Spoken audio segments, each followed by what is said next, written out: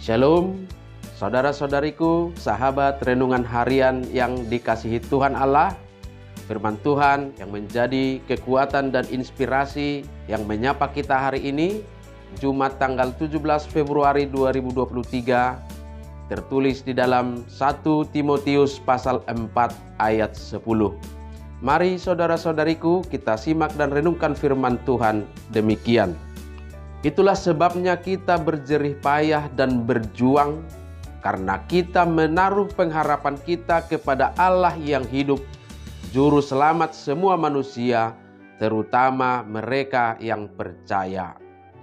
Ayalani ido ubay loja hita jalan marukil, alamak kirim hita di debatana mangolu, si palua halak saluhutna, alai sumurung akka naporsea. Demikian firman Tuhan.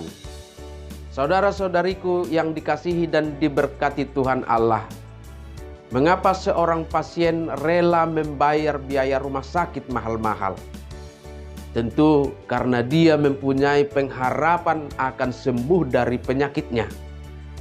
Mengapa seorang nelayan rela mengarungi lautan luas dengan ombak yang besar pada malam hari?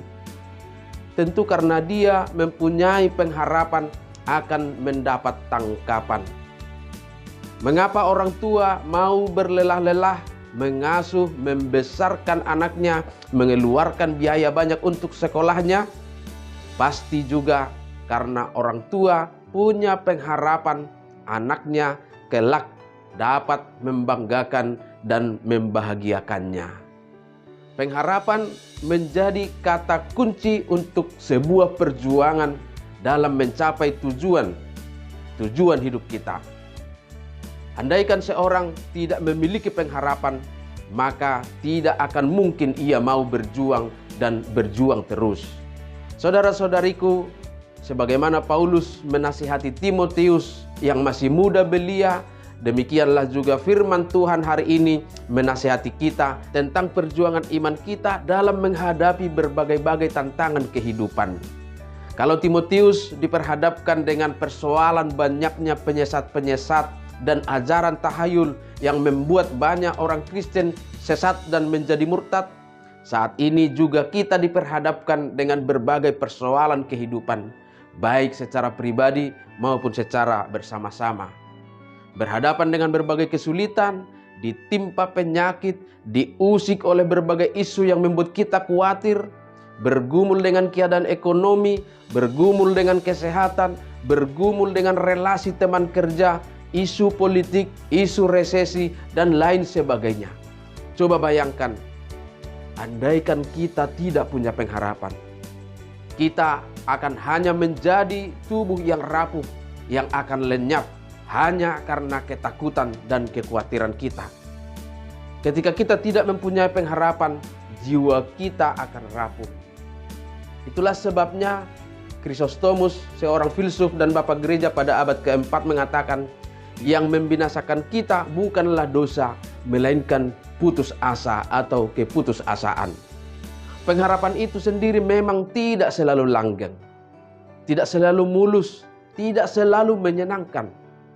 Maka harga yang harus dibayar untuk sebuah pengharapan adalah berjerih payah dan berjuang.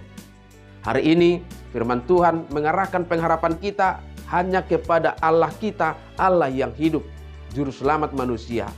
Paulus menekankannya dalam surat Roma pasal 5 ayat 5. Dan pengharapan tidak mengecewakan, karena kasih Allah telah dicurahkan di dalam hati kita oleh Roh Kudus yang telah dikaruniakan kepada kita.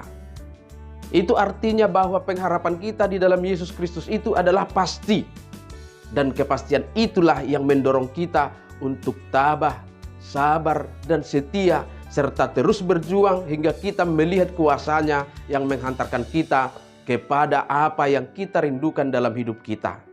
Menerima jawaban-jawaban doa kita, dan yang terlebih lagi, pengharapan kita akan membuat kita setia terus berjuang untuk memperoleh mahkota kehidupan yang disediakan bagi orang-orang yang setia sampai akhirnya. Amin. Selamat beraktivitas. Tuhan memberkati.